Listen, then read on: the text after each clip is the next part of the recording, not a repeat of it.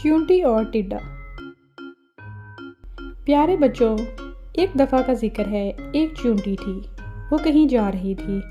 रास्ते में उसे एक टिड्डा मिला। टिड्डा कहने लगा, च्यूंटी बहन ज़रा रुक जाओ। च्यूंटी रुक गई। टिड्डे ने च्यूंटी से कहा, मीठी मीठी हवा चल रही है, आओ बाग में खेलें। च्यूंटी ने कहा, मैं कैसे खेलूं? मुझे दाने इकट्ठे करने हैं। जब बरसात आएगी तो छोटी छोटी च्यूंटियाँ क्या खाएंगी?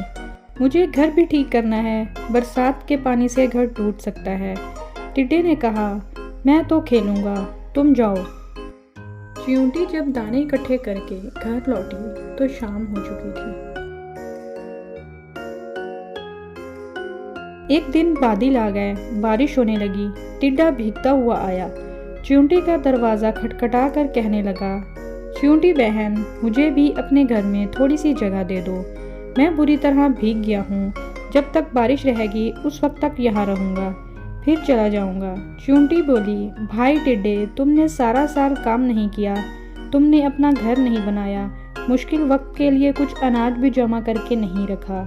जाओ, मैं तुम्हारी मदद नहीं कर सकती।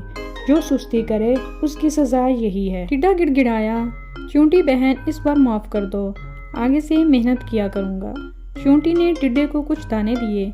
वो कहने लगी, लो खा लो, लेकिन मेरे घर में तुम्हारे लिए कोई जगह नहीं है। टिड्डे ने वो दाने खा लिए और रोती हुई शक्ल लिए हुए वापस चला गया।